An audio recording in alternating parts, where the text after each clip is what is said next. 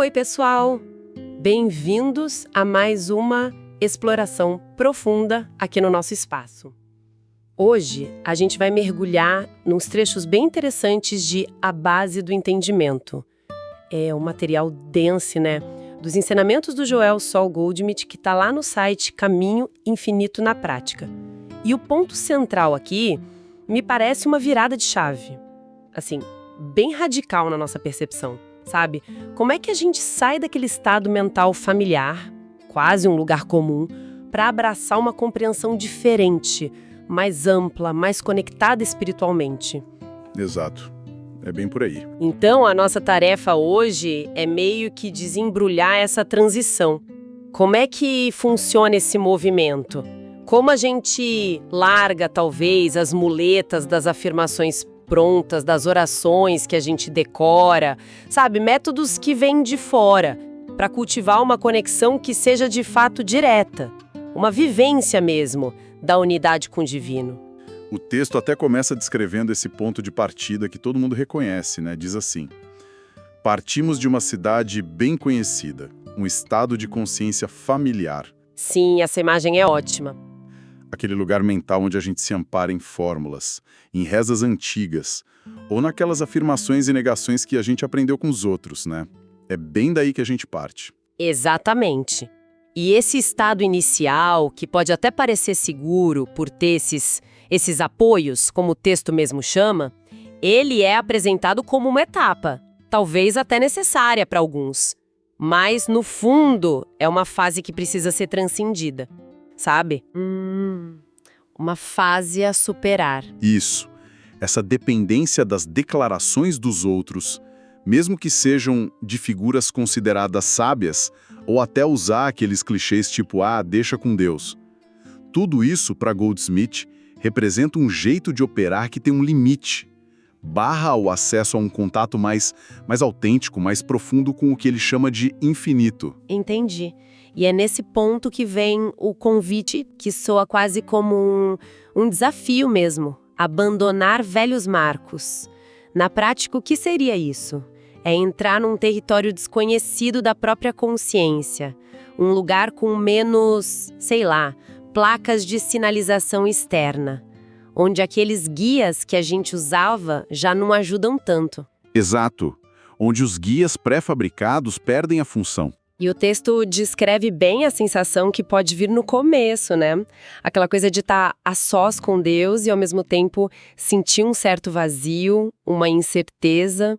Ele diz que a primeira experiência pode ser muito confusa e gerar dúvidas. A comparação que ele usa é forte. Nadar em mar aberto e perder a terra de vista. Ficar sem referência. Fica claro que não é um passe de mágica, né? Não é uma iluminação que acontece do nada. O texto bate na tecla da necessidade de paciência e perseverança. A analogia com os pioneiros, aqueles que foram desbravar um continente desconhecido, cabe muito bem aqui. Faz sentido. Eles não tinham um mapa detalhado, né? Precisavam confiar na bússola interna, observar os sinais da natureza, avançar mesmo sem ter todas as garantias. Essa jornada interior que o Goldsmith propõe parece pedir uma disposição parecida, para explorar o desconhecido dentro da gente mesmo. E essa exploração interna, essa jornada, parece que tem um paralelo interessante na evolução das práticas de cura mental, pelo que a gente lê aqui. No começo, os praticantes faziam algo bem direto, né? Se dirigiam ao paciente pelo nome, usavam afirmações específicas, negavam os problemas, tudo com aquela intenção clara de imprimir a ideia de saúde na mente da outra pessoa. Era um processo bem focado. Correto. Bem direcionado, pessoa a pessoa. Mas o que o texto destaca como um avanço importante é a passagem para o que ele chama de tratamento impessoal. A ideia aqui é uma mudança de foco bem radical mesmo. Impessoal? Como assim? O praticante não precisaria mais focar no paciente ou no problema específico daquela pessoa. Bastaria que ele, o praticante, conseguisse conhecer a verdade dentro de si mesmo, acessar um estado de reconhecimento da realidade divina na sua própria consciência, entende? A premissa é que essa realização interna já teria um efeito, a ajuda chegaria a quem pediu, mesmo sem essa direção mental explícita. E o mais curioso é que esse método impessoal, segundo o texto, não só funcionava, mas era considerado mais eficaz. Isso é meio contraintuitivo, não acha? Totalmente. A gente tende a pensar que quanto mais foco, mais esforço direcionado, melhor o resultado. Mas aqui a sugestão é ao contrário. Pois é, como se explica isso? Olha, a explicação que o texto dá é que essa evolução não é só uma questão de técnica mental, entende? Não é só refinar o método. Conforme o praticante vai se aprofundando nesse tratamento impessoal, acontece algo mais. Ele começa a ter uma percepção mais direta, uma sensibilidade por uma presença, poder ou influência divina que está ali, dentro do próprio ser dele. Uma presença interna. Isso. E aí a cura deixa de ser vista como um ato, de fazer alguma coisa, aplicar um tratamento, direcionar um pensamento. Ela se transforma no reconhecimento dessa doce presença como o agente divino. O praticante se torna menos o protagonista ativo, o curador, e mais um espaço onde essa presença pode ser reconhecida e, digamos assim, operar. Entendi. O praticante sai um pouco de cena. Exatamente. Deus, o princípio interior, a consciência divina, assume o papel central. E aí, naturalmente, aquela fé que a gente depositava nas palavras, nas afirmações, ela diminui. Porque ela é substituída por uma compreensão mais profunda, uma realização mesmo de que Deus é a própria vida, é a substância, é a lei de tudo que existe. Os erros, as doenças, as discórdias, tudo aquilo que os nossos sentidos pegam como problema, começam a ser vistos com mais clareza como parte da ilusão da aparência das coisas. E uma consequência direta disso que o texto menciona é a diminuição do esforço mental. Ele diz claramente, à medida que esta consciência espiritual aumenta cada vez mais, o trabalho mental, o tratamento mental, torna-se cada vez menor. Isso soa como um alívio enorme. Sim. Mas por quê?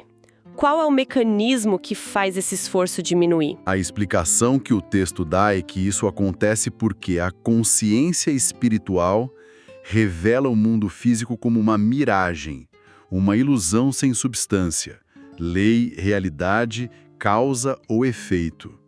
É uma afirmação bem forte essa. Uma miragem, o mundo físico. Se aquilo que a gente percebe como problema, seja pecado, doença, falta de algo, é na essência parte dessa miragem, dessa ilusão dos sentidos, então aquela luta toda para vencer, curar ou corrigir perde totalmente o sentido, entende? É como no deserto. Você não gasta energia lutando contra uma miragem. Você a reconhece pelo que ela é e segue em frente. O esforço acaba porque a batalha era contra algo que não era real para começo de conversa. Aquela analogia da matemática que eles usam é muito boa para isso. Sim, é claríssima. A mente, que já entendeu que está esclarecida sobre a matemática, ela vê que 12 vezes 12 é 144. Ponto. Não tem um processo de pensar sobre isso. Não tem tensão mental, não tem esforço, não tem cálculo demorado. Ela simplesmente sabe. Reconhece o 144 como a verdade daquela operação. Qualquer outra resposta é uma ilusão que nem chega a existir para essa mente. Da mesma forma, o Goldsmith sugere que, para a consciência desperta, a ilusão do problema, doença, conflito, ela se dissolve sem esforço mental. Só pela clareza da percepção da verdade por baixo daquilo, da realidade espiritual que está sempre ali, perfeita. Certo. E é bem nesse ponto que o texto traz, e reinterpreta algumas citações bíblicas, que viram pilares dessa visão toda. Tipo, meu reino não é deste mundo. Ou, cessai de confiar no homem cuja respiração está em suas narinas. E também, Deus não faz acepção de pessoas. A leitura que o Goldsmith faz é bem direta, e talvez até radical para algumas pessoas. O reino do espírito, da alma, essa dimensão do eu sou, que ele diz ser a nossa identidade real, opera numa outra frequência, sabe? Numa realidade totalmente diferente do universo dos conceitos humanos, dessa construção mental e sensorial que a gente chama de este mundo, que ele classifica como ilusão. Ok, chegamos num ponto crítico aqui. Essa afirmação de que meu reino não é deste mundo é muito forte. Mas na hora levanta questões difíceis, né? E o texto não foge delas, o que é bom. Se o reino de Deus, essa realidade perfeita, não pertence a essa dimensão que a gente vive, que a gente chama de mundo, Como é que a gente lida com o sofrimento tão real que a gente vê e sente? Guerras, doenças, desastres, injustiça. O texto vai fundo nisso, né? Usa até o exemplo da Segunda Guerra Mundial. Exatamente. A análise é bem crua. Diz que a guerra na Alemanha, por exemplo, não acabou por uma intervenção divina direta ali no campo de batalha. Acabou pelo esgotamento de recursos, pela derrota militar, no Oriente pelo impacto terrível das bombas atômicas. A afirmação é chocante, feita para fazer a gente pensar mesmo. Por favor, lembrem-se, não havia Deus nos campos de batalha. Não havia Deus na guerra. Uau, pesado? É. Mas isso não é negar Deus, entende? É negar a participação ou a presença de Deus dentro daquele quadro da ilusão humana de conflito e destruição. Como se Deus não fizesse parte dessa realidade limitada. E para reforçar essa ideia de que a realidade divina opera num outro plano, o texto lembra que as consequências desses eventos terríveis atingem todo mundo, né? Sem distinguir entre bons e maus do ponto de vista humano. Aí ele repete, Deus não faz acepção de pessoas. E insiste naquele conselho, cessai do homem, que parece querer dizer, parem de buscar a segurança final, a salvação, as respostas definitivas, só no nível humano, sabe? Nas estruturas e no entendimento deste mundo. Isso deixa a gente numa posição meio desconfortável, né? Se Deus não intervém aqui, onde a gente busca ajuda? Pois é. E a resposta que o Goldsmith oferece, que é central no ensinamento dele, não está em esperar ou pedir que Deus venha consertar esse cenário humano que ele já vê como ilusório na raiz. A transformação de verdade, a única saída duradoura, segundo ele, está na mudança da consciência individual. Por isso ele dá tanto peso àquele chamado bíblico, vocês devem nascer de novo do Espírito. E ele interpreta isso não como reencarnação física, mas como uma transcendência da nossa identificação com a identidade puramente humana, mortal, sabe? Limitada pelos sentidos, pelo tempo. Nascer do Espírito como uma mudança de identidade. Exato. Significa elevar a consciência para além dessa percepção limitada e se reconhecer como espírito puro, como a vida e a alma divina que, segundo ele, a gente já é eternamente. A proposta é aprender a ver e compreender este mundo, o mundo das aparências, das formas, dos acontecimentos, pelo que ele realmente é na visão espiritual. Uma miragem, uma projeção da mente, quase como uma sugestão hipnótica coletiva baseada na crença de que estamos separados de Deus. O objetivo, então, não é ficar tentando consertar, remendar ou salvar essa miragem no nível dela mesma, no nível ilusório.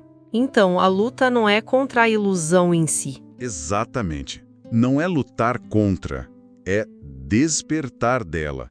É acordar para a realidade espiritual que, segundo Goldsmith, já existe, completa, perfeita, aqui e agora. Só que está por trás do véu das aparências. É como naquela citação de Efésios.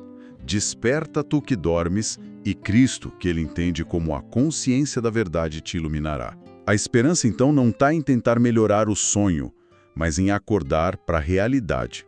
A solução é aprender a viver conscientemente na consciência do meu reino, o reino do Espírito, onde a harmonia, a paz, a abundância não são coisas que a gente precisa alcançar ou conquistar, mas são estado natural, inerente do nosso ser verdadeiro. Nossa, isso muda completamente a ideia de o que é trabalho espiritual, não é? Se o foco não é mais ficar tentando melhorar o eu humano ou consertar os sistemas do mundo, o que a gente faz então? Muda tudo. O trabalho espiritual visto por essa ótica mais radical deixa de ser sobre aperfeiçoamento humano no sentido que a gente costuma pensar, tentar ser uma pessoa melhor, consertar defeitos da personalidade.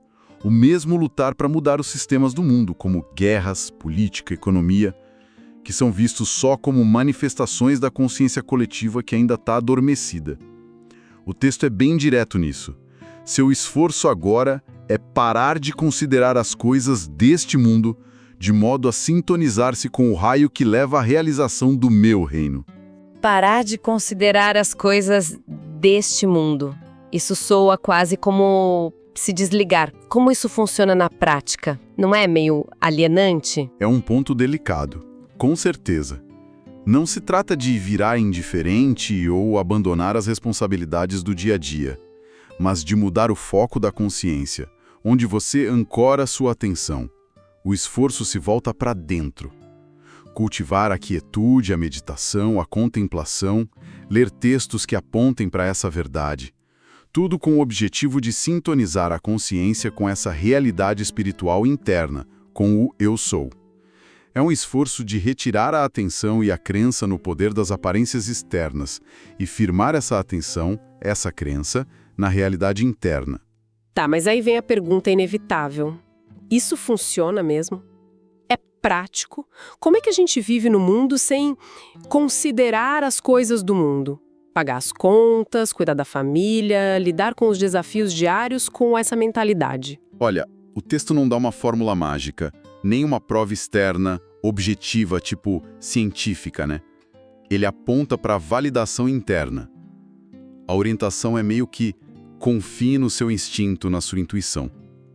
Sugere que a confirmação de que isso é verdade, de que é prático, vai vir de dentro, da própria experiência, da ressonância que essas ideias têm na sua consciência.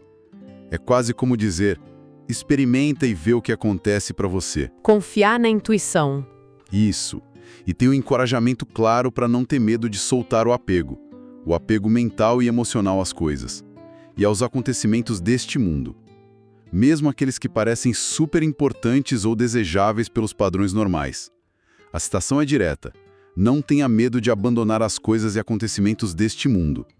Isso não quer dizer necessariamente abandonar fisicamente, mas soltar a crença de que a nossa felicidade, a nossa segurança, o nosso bem-estar dependem fundamentalmente delas. E qual seria a promessa, então, se a gente solta esse controle, esse apego ao que a gente conhece, o que acontece? Perdemos tudo? A promessa implícita não é de perda, de jeito nenhum.